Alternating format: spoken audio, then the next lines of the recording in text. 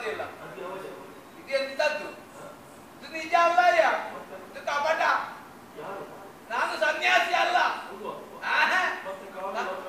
ಇದೆಲ್ಲ ಧರ್ಮಕ್ಕೆ ಯಾರೆಲ್ಲ ಎತ್ಕೊಂಡು ಬಂದ್ರು. ಒಳ್ಳೆ ಮುನಿಗಳು ತಪಸ್ಸು ಮಾಡ್ತಾ ಇದ್ರು. ತಪಸ್ಸಿಗೆ ಹೋಗುವ ಮೊದಲು ಸ್ನಾನ ಮಾಡ್ಬೇಕಲ್ಲ. ಋಷಿ ಮುನಿಗಳು ಸ್ನಾನಕ್ಕೆ ಬೇಕಾಗಿ ಹೊಳಗೆ ಇಳಿಯುವಾಗ ಎಲ್ಲ ಹಿಡ್ಕೊಂಡು ಓಡಿದೆ. ಅದು ದಂಡವೇ. ಅದು ಅಲ್ಲಿ ಸಿಕ್ಕಿದ್ರು ತಲೆ ಅಡಿಗಿಡುದು. ಈಗ ಋಷಿ ಮುನಿಗೆ ಹೊಳೆದ ಮೇಲೆ ಹೇಗೆ ಬರ್ತಾರ? ಕಮಂಡಲ ನಂತರಲ್ಲ ಅದು. ಒಳಗಲ್ಲಿ ಅವರು ಬಿಟ್ಟು ಹೋಗಿದ್ರು. ಇದನ್ನು ನೀರಿಟ್ಟು ನೀರಲ್ಲಿ ಎಲ್ಲಿ ಹಿಡ್ಕೊಂಡು ಬಂದೆ.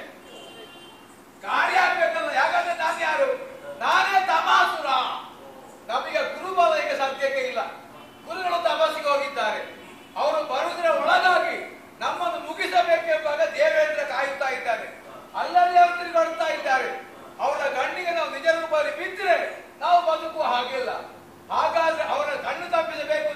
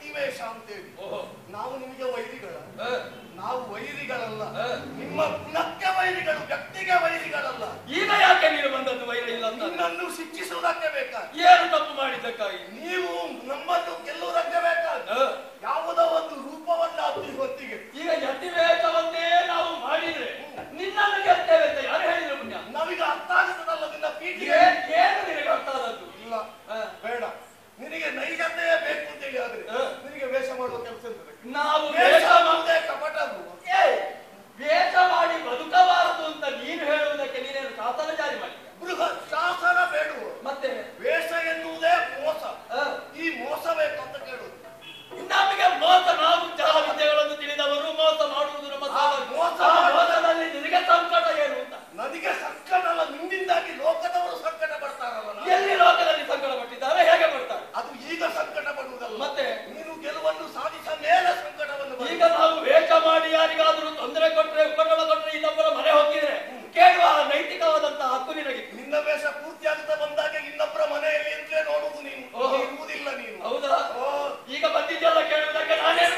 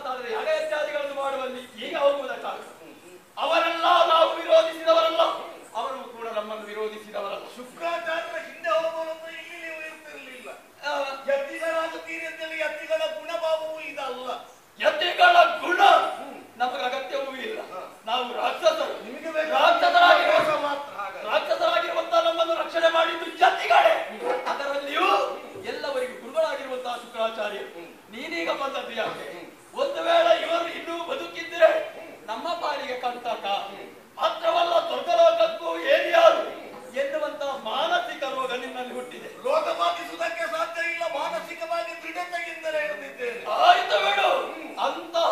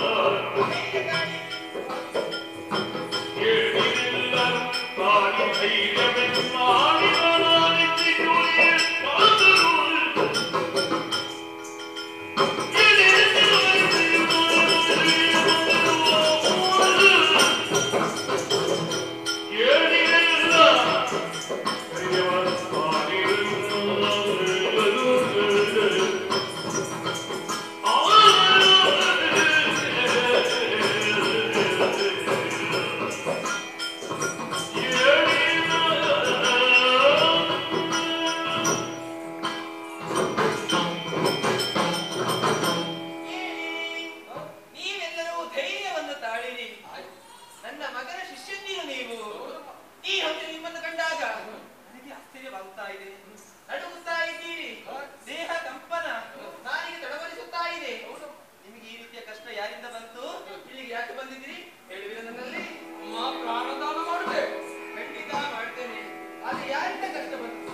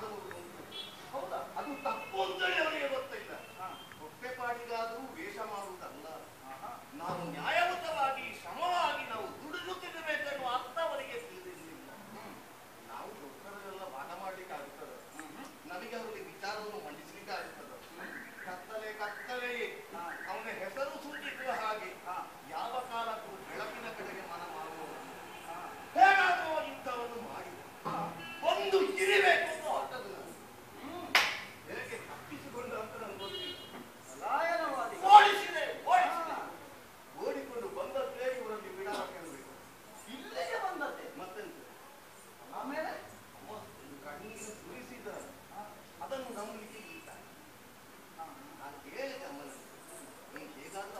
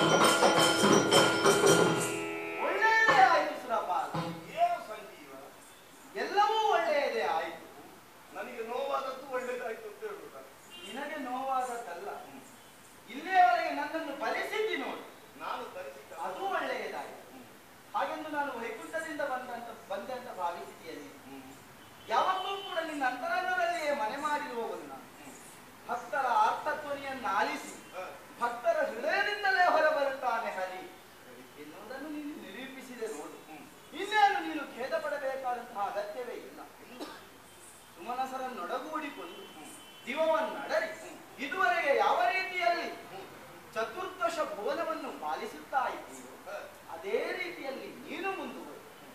ಮೌನಿಯಾಲಯವನ್ನು ಸೇರಿದ್ದಾನೆ ರಾಕ್ಷಸರು, ಎಲ್ಲವರೂ ಕೂಡ ಅವರನ್ನು ಹೊರಬರಿಸಿ ಅವರಿಗೆ ತಪ್ಪುದಾದಂತಹ ಶಾಸ್ತಿಯನ್ನು ಮಾಡುವುದರ ಮೂಲಕವಾಗಿ ಅಸುರಕುಲ ಕುಠಾರಕನೆನ್ನುವಂತಹ ನೀವು ಕೊಟ್ಟಂತಹ ನನ್ನ ಹೆಸರನ್ನು ಉಳಿಸಿದ್ದೇನೆ.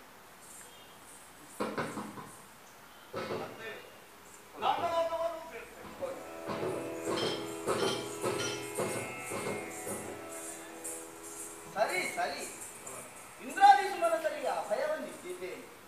ಮಾಯಾಂಗನೇ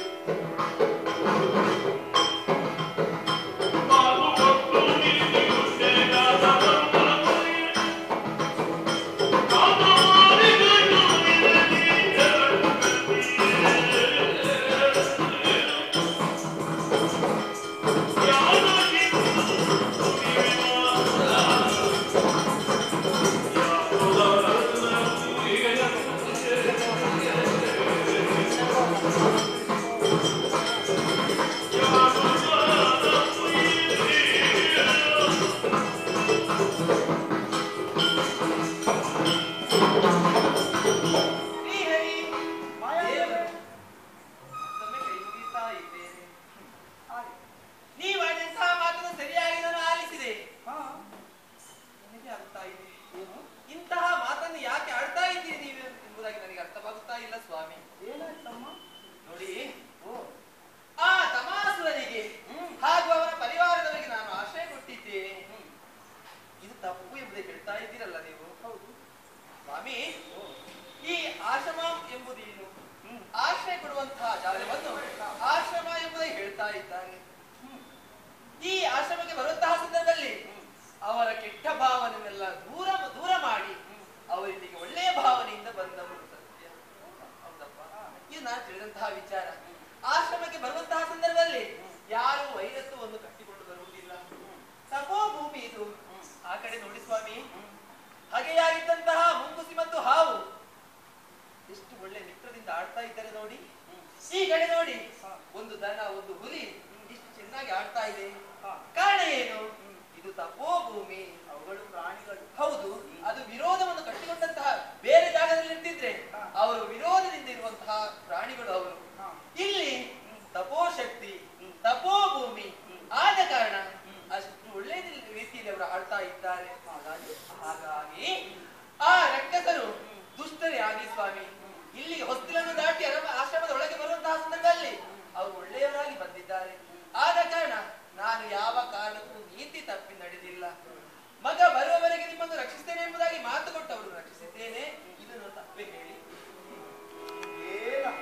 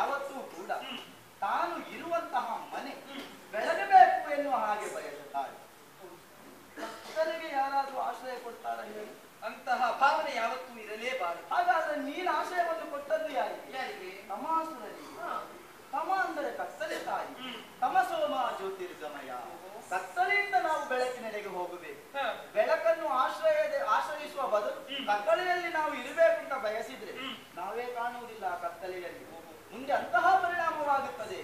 ದುಷ್ಕೃತ್ಯವನ್ನು ಎಸಗುವವರು ಮಂದಬುದ್ಧಿಯವರಾಗಿ ವ್ಯವಹರಿಸ್ತಾರೆ ಹೊರತು ಒಳ್ಳೆಯ ಬುದ್ಧಿಯವರಾಗುವುದಕ್ಕೆ ಸಾಧ್ಯವೇ ಇಲ್ಲ. ವಿಷವನ್ನು ಹೊರಕಕ್ಕುವಂತಹ ಹಾವಿಗೆ ಹಾಲನ್ನೆರೆದರೆ ಯಾವತ್ತೂ ಕೂಡ ಅದು ಅಮೃತವನ್ನು ಕೊಡಲಾಗುವುದಿಲ್ಲ, ಸಾಧ್ಯವೇ ಇಲ್ಲ. ಇವರು ಅಷ್ಟೇ ತನ್ನತನವನ್ನು ಯಾವ ಕಾರಣಕ್ಕಾಗಿ ಇವರು ಬಿಡುವುದಿಲ್ಲ. ನಾನೇ ಯಾರು? ಸೃಷ್ಟಿ ಸ್ಥಿತಿ ಲಯಾದಿ ಕಾರ್ಯಗಳಿಗೂ ನಾನು ಒಡೆಯನೆನಿಸಿಕೊಂಡವನು. ಆದ್ದರಿಂದ ಆ ಲೋಕದ ಕರ್ತವ್ಯಗಳನ್ನು ಮೂರನ್ನೂ ಕೂಡ ಮಾಡುವಂತಹ ಸಾಮರ್ಥ್ಯ ವಿಶೇಷವನ್ನು ಹೊಂದಿದಂತಹ ನಾನು ವಿಶ್ವದ ವ್ಯವಸ್ಥಾಪನಾಚಾರ್ಯನಿದ್ದೆ. ಆದ್ದರಿಂದ ನಾನು ಬಂದಿದ್ದೇನೆ ತಾಯಿ, ಅವರನ್ನು ಬಿಟ್ಟುಕೊಡು. ಸ್ವಾಮಿ, ಅವರು ಇಷ್ಟೊಂದು ಹೇಳ್ತಾ ಇದ್ದೀರಲ್ಲ.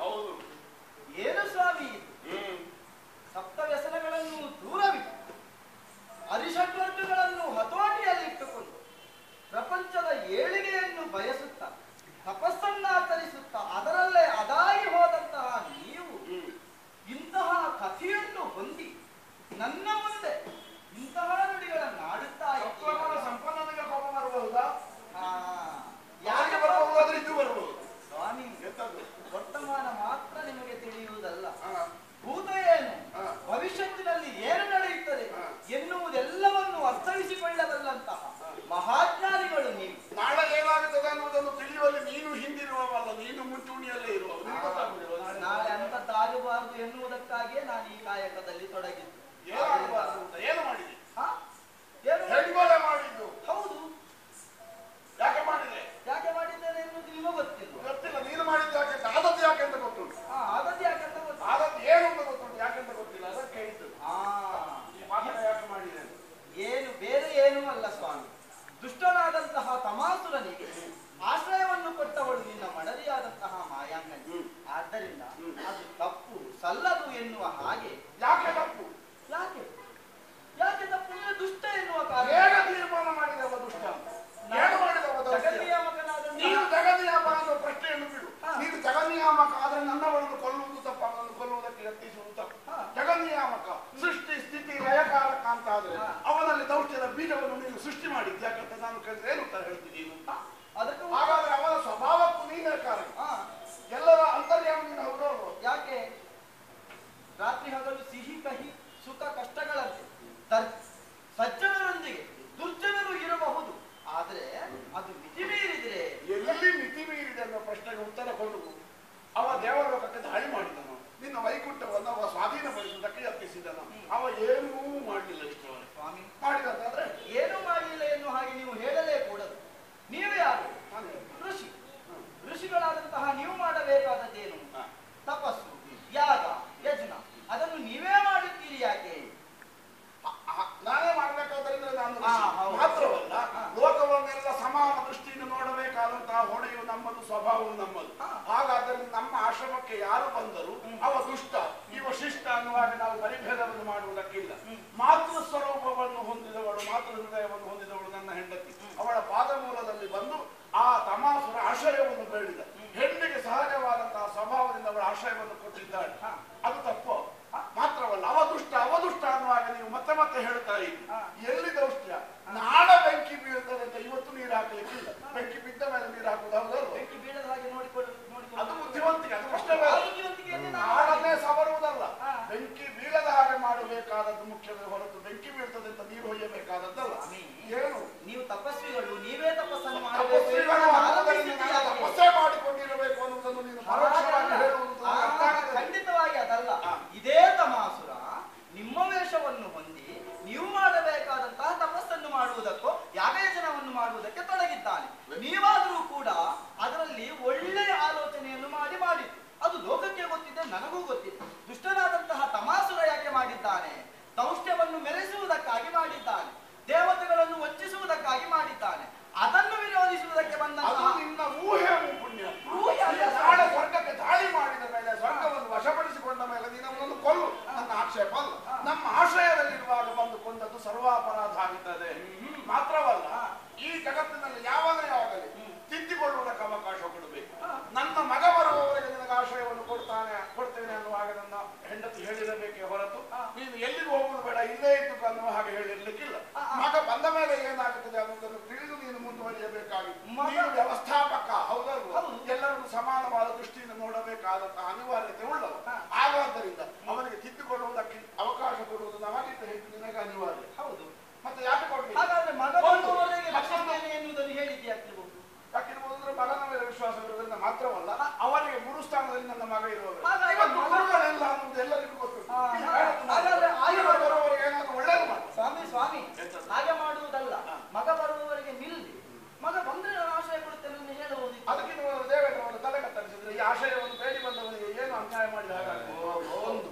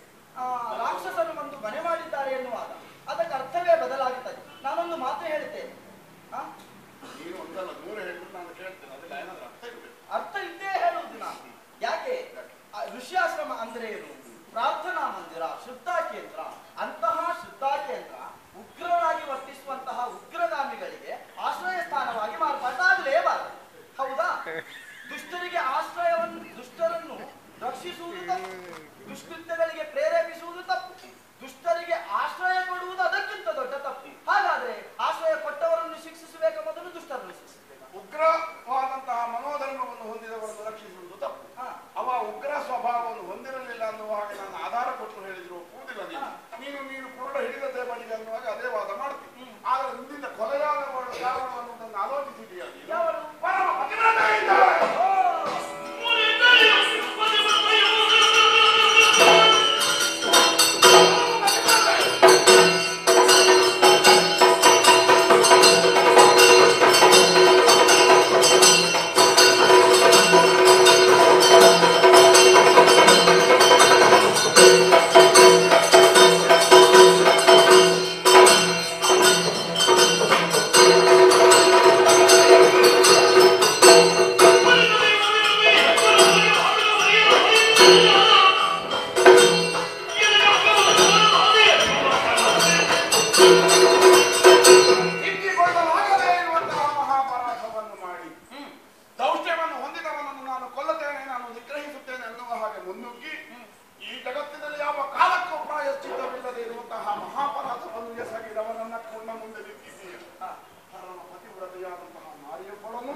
ನಿರ್ದಯವಾಗಿ ಕೊಂಚ ಕೆಡಹಿ ರಕ್ತದ ಮಡುವಿನಲ್ಲಿ ಹೆಣ್ಣು ಕೊಡು ವಿಲವಿಲ್ಲದೆ ಒದ್ದಾಡಿ ಸಾಯುವುದನ್ನು ಲೋಕದ ಪಾಲನಾಕರ್ತರು ನಾನು ಅನ್ನುವ ಹಾಗೆ ಹಮ್ಮಿನಿಂದ ಬಿಂಬಿನಿಂದ ನೀನು ನೋಡಿ ರಸಿಕ ಮನೋವೃತ್ತಿಯನ್ನು ತೋರಿಸಿದೆ. ಯತ್ರ ನಾರ್ಯಸ್ತು ಪೂಜ್ಯಂತೆ ರಮಂತೆ ತತ್ರ ದೇವತಾಹ ಹೇಳುವುದು ಹಾಗೆ. ಪ್ರಪಂಚದಲ್ಲಿ ಯಾವ ಹೆಣ್ಣಾದರೂ ಪೂಜ್ಯರು. ಅಂತಹದ್ರಲ್ಲಿ ಪರಮ ಶ್ರೇಷ್ಠನೆನ್ನುವ ಹಾಗೆ ಅಂಗೀಕರಿಸಿ, ಇದು ನಾನು ಹೇಳುವುದಲ್ಲ, ಲೋಕ ಹೇಳುವುದು. ನನ್ನ ಕುರಿತಾಗಿ ಅಷ್ಟು ಗೌರವ ಲಕ್ಷ್ಯ ಉಂಟು ಪ್ರಪಂಚದಲ್ಲಿ. ಅಂತಹ ನನ್ನ ಮಡದಿಯನ್ನು ನೀನು ನಿರ್ದಯವಾಗಿ ಕೊಂದೆ. ತನ್ನ ಪಾತಿವೃತ್ಯದಲ್ಲಿ ಅಥವಾ ಪತಿ ಸೇವೆಯಲ್ಲಿ ಅಥವಾ ತಾನು ಮಾಡಬೇಕಾದ ಕರ್ತವ್ಯದಲ್ಲಿ ಅಪರಿಮಿತವಾದ ಶ್ರದ್ಧೆ ಅವಳಿಗೆ ಉಂಟು ಅನ್ನುವುದಕ್ಕೆ ಸ್ಪಷ್ಟವಾದಂತಹ ನಿದರ್ಶನ ಉಂಟು. ಅದನ್ನು ನೀನು ಗಮನಿಸಲಿಲ್ಲ.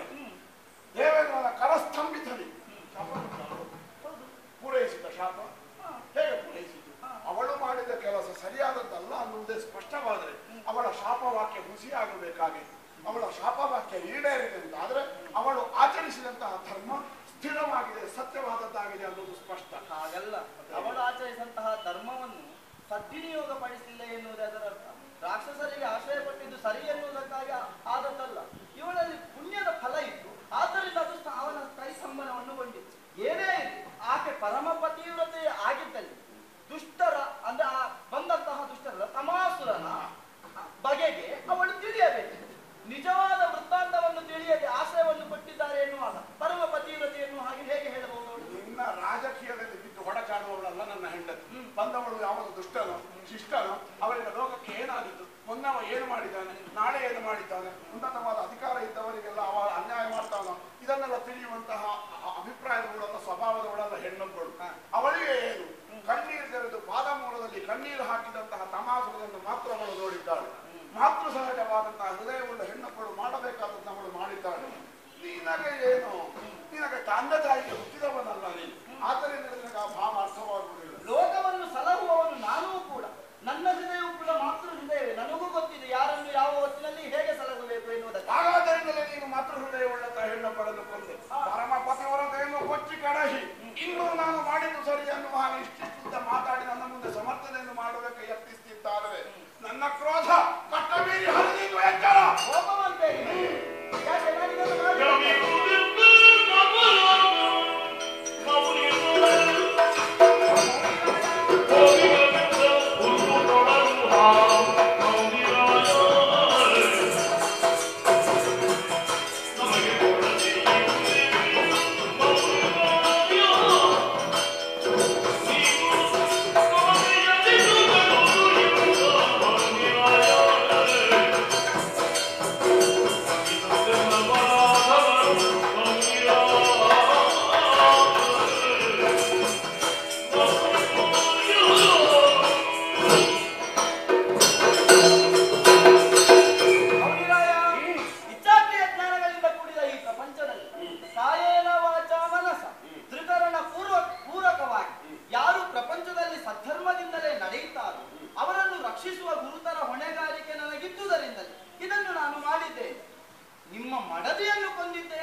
ಕಾರಣಕ್ಕಾಗಿ ನೀವು ಸಿಟ್ಟುಕೊಂಡ್ರೆ ಅದು ಅಪರಾಧ. ನನ್ನ ಮಡದಿಯನ್ನು ಕೊಂದಿದ್ದಕ್ಕಾಗಿ ನನಗೆ ಸಿಟ್ಟು ಬಂದದ್ದಲ್ಲ, ನಾನು ಹೇಳಿದ್ದೇನಾಗಲೇ.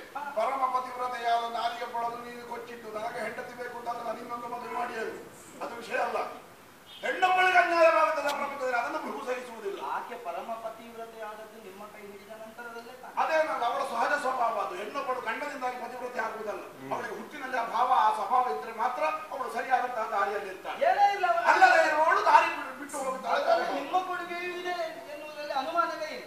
ಏನೇ ಇರಲಿ, ಆದ್ದರಿಂದ ಅದು ನಾನು ಮಾಡಿದ್ದು ತಪ್ಪು ಎನ್ನುವ ಹಾಗೆ ಮಹಾಜ್ಞಾನಿಯಾದಂತಹ ನೀವು ತೀರ್ಮಾನಿಸಬೇಕು, ಅದನ್ನು ನಾನು ಒಪ್ಪಿಕೊಳ್ಳಲೇಬೇಕು. ಆದ್ದರಿಂದ ಇನ್ನು ಮುಂದೆ ಅಂತಹ ಅಪರಾಧ ನಾನು ಮಾಡುವುದಿಲ್ಲ. ನಾನು ಕ್ಷಮಿಸುವುದೇ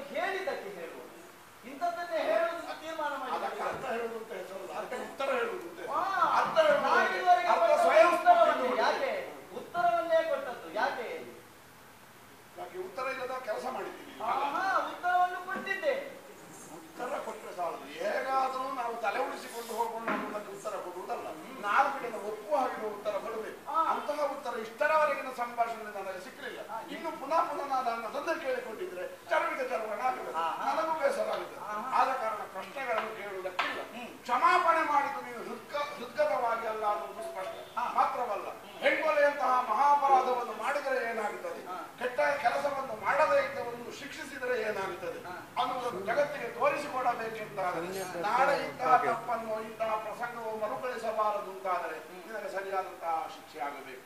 ಆದ್ದರಿಂದ ನೀನು ಮಾಡಿದ ನೀವು ಪ್ರಶ್ನಿಸಬಹುದು, ಶಿಕ್ಷೆ ಕೊಡುವುದಕ್ಕೆ ನೀವು ಜನ ದೇವೇಂದ್ರನ ಕೈ ಸ್ತಂಭಿತವಾಗಲಿ ಅನ್ನುವಂತಹ ಶಾಪ ಫಲಿಸಿದೆ. ಹೇಗೆ ಫಲಿಸಿತು? ಅವಳ ಚಾರಿತ್ರ್ಯದ ಮೂಲಕವಾಗಿ ಫಲಿಸಿತು ಅನ್ನುವ ಹಾಗೆ ನಾನು ಹೇಳಿದ್ರೆ ನೀವು ಏನು ಅಡ್ಡದಾರಿಯ ಉತ್ತರವನ್ನು ಕೊಡ್ತಾ ಇದ್ದೀರಿ. ನನ್ನ ಶಾಪವನ್ನು ಕೊಡುವಂತಹ ಸಾಮರ್ಥ್ಯ ಏನುಂಟು ಅಥವಾ ನನ್ನ ಶಾಪ ಫಲಿಸುತ್ತದೋ ಇಲ್ಲವೋ ಅನ್ನುವುದು ಭವಿಷ್ಯತ್ತಿನಲ್ಲಿ ತೀರ್ಮಾನವಾಗಬೇಕು. ಅದು ತೀರ್ಮಾನವಾದರೆ ನಾನು ಶಾಪವನ್ನು ಕೊಡುವ ಅರ್ಹತೆಯನ್ನು ಪರಿಪೂರ್ಣವಾಗಿ ಹೊಂದಿದ್ದೆ ಅನ್ನೋದು ಸ್ಪಷ್ಟ. ಹೌದು, ಹಾಗಾದ್ರೆ ಶಾಪ ಕೊಡುವುದಕ್ಕೆ ಸಿದ್ಧನಾದ ಸಂಶಯ ಇಲ್ಲ. ಏನದು? ಈ ಜಗತ್ತಿನಲ್ಲಿ ದಶವೇ ಮೊದಲಾದ ದಶ ಹುಟ್ಟನ್ನು ನೀನು ಹುಟ್ಟು, ದಶ ಯೋನಿಗಳಲ್ಲಿ ಹುಟ್ಟು. ಮಾತ್ರವಲ್ಲ, ನನ್ನ ಹೆಂಡತಿಯ ವಿಯೋಗಕ್ಕೆ ನೀನು ಕಾರಣನಾದೆ. ನಿನಗೇನಯ್ಯ ಯೌವನ ಸ್ಥಿರವಾಗಿರ್ತದೆ. ಈ ಮುದಿ ಪ್ರಾಯದಲ್ಲಿ ಹೆಂಡತಿಯನ್ನು ಕಳೆದುಕೊಂಡವನ ಕಷ್ಟ ಏನು ಅನ್ನೋದನ್ನು ಅನುಭವಿಸಿ ಗೊತ್ತಾಗಬೇಕು. ಅಂತಹ ಅನುಭವ ನಿನಗೆ ಒಂದು ಹುಟ್ಟಿನಲ್ಲಿ ಪರಿಪೂರ್ಣವಾಗಿ ಒದಗದು. ಇದು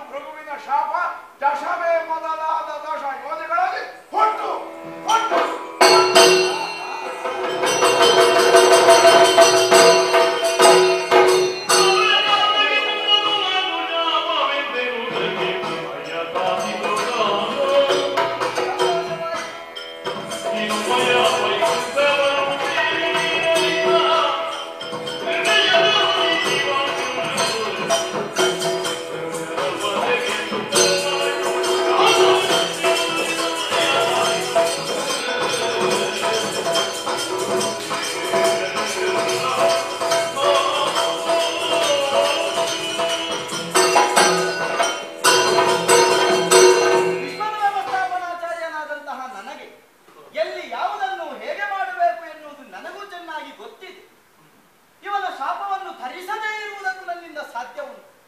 ಧರಿಸಲೇಬೇಕು. ಯಾಕೆ? ಅಮ್ಮನೇ ಆಜ್ಞಾಪಿಸಿದ್ದಾಳೆ. ಹೋದ ಕಲ್ಪದಿ ಲಯವಾದ ಪ್ರಪಂಚವ ಮೋದದಿ ಸೃಜಿಸುವರೆ ಕಾಯ್ದು ಮತ್ತೆ ನಿಯಂತ್ರಿಸುವಂತಹ ಗುರುತರ ಹೊಣೆಗಾರಿಕೆ ನಮಗೆ ಕೊಟ್ಟಿದ್ದಾಳೆ. ಹಾಗಿರುವಾಗ ಪ್ರಪಂಚದಲ್ಲಿ ಮೋದತೆಯನ್ನು ನಾವು ಕಂಡುಕೊಳ್ಳಬೇಕು ಅಂತ ಆದ್ರೆ ಇಂಥದ್ದನ್ನೆಲ್ಲ ನಾವು ಆರಂಭದಲ್ಲಿಯೇ ಸೃಷ್ಟಿಸಬೇಕಾಗುತ್ತದೆ. ಅದಕ್ಕಾಗಿ ಪ್ರಪಂಚವು ವಿಶಿಷ್ಟವಾಗಿ ವಿಚಿತ್ರವಾಗಿ ಮುಂದುವರಿಯಬೇಕು ಅಂತ ಆದ್ರೆ, ಅಲ್ಲಿ ನಮ್ಮತನವನ್ನು ನಾವು ತೋರಿಸಬೇಕು ಅಂತ ಆದ್ರೆ ಇಂಥದ್ದೆಲ್ಲ ಪ್ರಯೋಗಗಳನ್ನು ನಾವು ಮಾಡಲೇಬೇಕಾಗುತ್ತದೆ. ಅದಕ್ಕಾಗಿ ಋಷಿವಾಕ್ಯ ಸತ್ಯವಾಗುತ್ತದೆ, ನಡೆಯುತ್ತದೆ ಎನ್ನುವ ಹಾಗೆ ಪ್ರಾಪಂಚಿಕರು ನಂಬಿದ್ದಾರೆ. ಹಾಗಾದ್ರೆ ನನಗಾಗಿದಂತಹ ಈ ಭೃಗು ಮಹರ್ಷಿಯ ಮಾತು ಹುಸಿಯಾಗ ಕೂಡದು. ಅದಕ್ಕಾಗಿಯೇ ನಾನು ಧರಿಸಲೇಬೇಕು. ಜಶವೇ ಮೊದಲಾಗಿ ಆರಂಭದಲ್ಲಿ ಅದನ್ನೇ ಆತ ಹೇಳಿದ್ದಾನೆ ಅಂತಾದ್ರೆ ಅದರಿಂದಲೇ ನಾನು ತೊಡಗಬೇಕಲ್ಲ. ಅದಕ್ಕಾಗಿ ಆ ಮೂಲಕವಾಗಿ 10 ಹಲವು ಅವತಾರಗಳನ್ನೆತ್ತುತ್ತಾ ಪ್ರಪಂಚವನ್ನು ಉತ್ತರಿಸುವ ಕಾಯಕದಲ್ಲಿ ನನ್ನನ್ನು ನಾನು ತೊಡಗಿಸಿಕೊಳ್ಳಬೇಕು ಅಂತಾದ್ರೆ ಮೂಲತಃ ನಾನು ಶ್ರೀಮನ್ನಾರಾಯಣನಾಗಿಯೇ ವೈಕುಂಠದಲ್ಲಿರಬೇಕು. ಆಮೇಲೆ ಆಂಶಿಕವಾಗಿ ಹಲವು ಅವತಾರಗಳನ್ನೆತ್ತಬೇಕು. ಮಾತೆ ಯಾವುದನ್ನು ಆಲೋಚಿಸಿದ್ದಾಳೆ ಆ ಪ್ರಪಂಚ ಎನ್ನುವುದು ಪರಿಪೂರ್ಣತೆಯನ್ನು ಹೊಂದುವಲ್ಲಿ ನಾವದನ್ನು ಯೋಜನೆಯನ್ನಾಗಿಸಬೇಕು. ಹಾಗೆ ಮಾಡೋಣ, ವೈಕುಂಠವನ್ನು ಸೇರ್ತೇವೆ.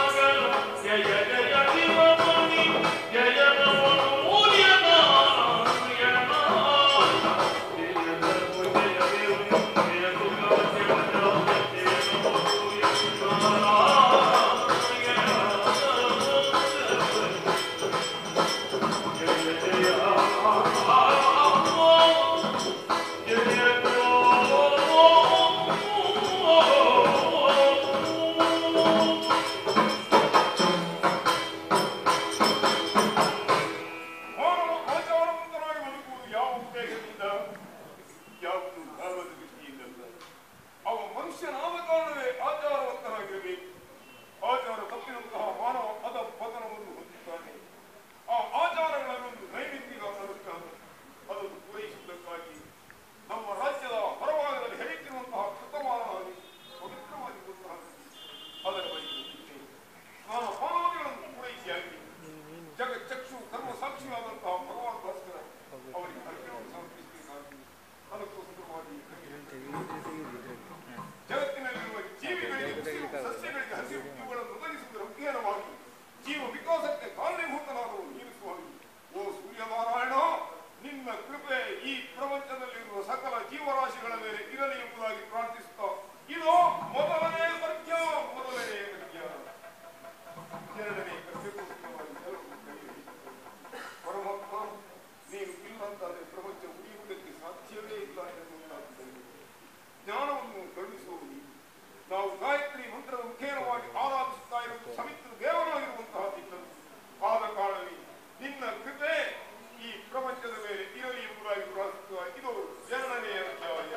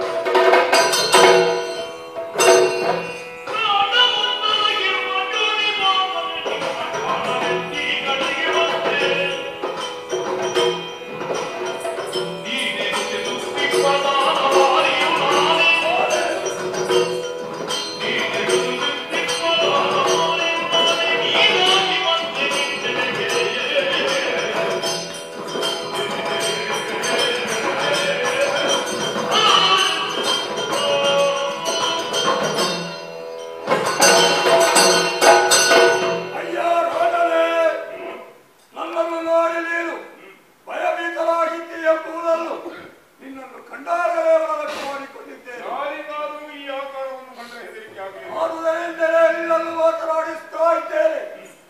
ನನ್ನನ್ನು ಸಣ್ಣದಿರುವಾಗ ನಿನ್ನ ಬೊಗಸೆಯಲ್ಲಿ ಬಲ್ಲಂತಹ ಹಾಲಲ್ಲೂ ಇತರೆ ಜಲಚರ ಜೀವಿಗಳಿಗೆ ಆಹಾರವಾಗಿಸದೆ ಎಲ್ಲ ಪ್ರಾಣ ಉಳಿಸಿದ ಕ್ಷೋಣಿಪಾಲಕ ನೀನು. ಆದುದರಿಂದ ಈ ರೂಪದಿಂದಲೇ ನಿನ್ನನ್ನು ಮಾತನಾಡಿಸ್ತಾ ಇದ್ದೇನೆ. ನೀನು ನನ್ನನ್ನು ಯಾರು ಎಂಬುದಾಗಿ ತಿಳಿದುಕೊಳ್ಳಬೇಕಾದಂತಹ ಅಗತ್ಯವಿಲ್ಲ. ಇದುವರೆಗೆ ಯಾರನ್ನು ನೀನು ಕಾಣಬೇಕು ಎಂಬುದಾಗಿ ಮನಸ್ಸಿನಲ್ಲಿ ಸಂಕಲ್ಪ ಮಾಡಿಕೊಂಡು ವಚಿಸ್ತಾ ಬಂದಿದ್ದೀಯೋ ಆ ನಾರಾಯಣನೇ ಮತ್ಸ್ಯವಾಗಿ ಬಂದಿದ್ದೇನೆ. ಯಾವ ರೂಪದಿಂದ ಹೇಗೆ ಯಾವ ಸಂದರ್ಭದಲ್ಲಿ ನೀನು ದರ್ಶನವನ್ನು ಕೊಡ್ತೀಯಾ, ಹೇಗೆ ಅನುಗ್ರಹಿಸ್ತೀಯ ಬಹುಶಃ ಸತ್ಯವ್ರತನನ್ನು ಅನುಗ್ರಹಿಸುವುದಕ್ಕೆ ಈ ರೂಪವೇ ಸೂಕ್ತವಾದದ್ದೆಂಬುದಾಗಿ ಸಂಕಲ್ಪವಾಗಿರಬೇಕು. ಅದು ಕಲ್ಲಗಳಿದ್ದಂತೆ ನಾನು ಇಷ್ಟರವರಿಗೆ ಆದವರಿಂದ ದರ್ಶನವಾಗಿ ಸಿಗಿದೆ. ನನ್ನ ಜೀವನವೇ ಸಾರ್ಥಕವಾಯಿತು. ನಾನಿನ್ನು ಏನು ಮಾಡಬೇಕು? ಅಪ್ಪಣೆ ಅವನಿಗೆ ಅಪ್ಪಣೆ. ನಿನ್ನ ಮೂಲಕವಾಗಿಯೇ ನಾನು ಕಾರ್ಯವನ್ನು ಸಾಧಿಸಬೇಕು. ಆ ಮೂಲಕ ನಿನಗೆ ದರ್ಶನವನ್ನು ನಾನು ಇಟ್ಟಿದ್ದೇನೆ. ನನ್ನಿಂದ ನಿನ್ನಿಂದ ಮುಂದೆ ಲೋಕ ಕಾರ್ಯವಾಗುವುದಕ್ಕಿದೆ. ಇಂದಿಗೆ 7ನೇ ದಿನದಲ್ಲಿ ಜಗತ್ತೆಲ್ಲವೂ ಜಲಮಯವಾಗುತ್ತದೆ, ಜಲಪ್ರಳಯ ಉಂಟಾಗುತ್ತದೆ. ಆ ಕಾಲದಲ್ಲಿ ನೀನೊಬ್ಬ ಉಳಿದುಕೊಳ್ಳಬೇಕು. ಉಳಿದುಕೊಳ್ಳುವ ವ್ಯವಸ್ಥೆ ಹೇಗೆ ಎಂಬುದಾಗಿ ಆಲೋಚಿಸಿದರೆ ಒಂದು ನಾವೆಯೊಂದನ್ನು ರಚಿಸಬೇಕು. ಆ ನಾವೆಯಲ್ಲಿ ಭೂಮಿಯಲ್ಲಿರುವಂತಹ ಸಕಲ ಬೀಜಗಳನ್ನು ಸಂಗ್ರಹಿಸಿಡಬೇಕು. ಆ ನಾವೆಯನ್ನು ಏರಿ ನೀನು ಆ ಜಲಪ್ರಳಯವಾದಾಗ ಅದನ್ನು ಏರಿ ಕುಳಿತುಕೊಳ್ಳಬೇಕು. ಆ ಕಾಲಕ್ಕೆ ನಾನೇ ನಿನ್ನ ಮುಂದೆ ಕಾಣಿಸಿಕೊಳ್ಳುತ್ತೇನೆ. ನನ್ನ ಈ ಶೃಂಗವಿದೆಯಲ್ಲ, ಈ ಶೃಂಗಕ್ಕೆ ವಾಸುಕಿಯನ್ನೇ ನೇರವಾಗಿಸಿ ನಿನ್ನ ನಾವೆಯನ್ನು ಬಂಧಿಸು, ನಿನ್ನನ್ನು ತಡ ಸೇರಿಸ್ತೇನೆ. ನನ್ನ ಕಾರ್ಯ ಮುಂದಕ್ಕಿದೆ. ಅದಕ್ಕಾಗಿ